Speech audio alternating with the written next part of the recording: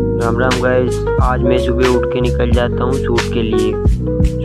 आज का शूट है हमारे बारात में जाने का, राजस्थान से मंदसौर बारात में।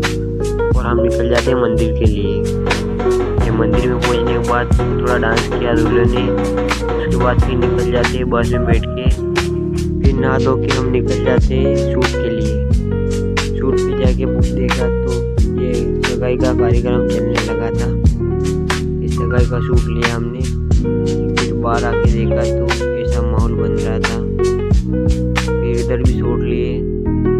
उसके बाद फिर बंदोली में चले गए। बंदोली का माहौल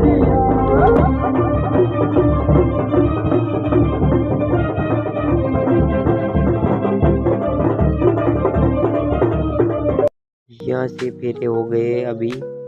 और राम राम गाइस, फिर मिलते हैं नेक्स्ट व्लॉग में। तब तक के लिए बने रहे।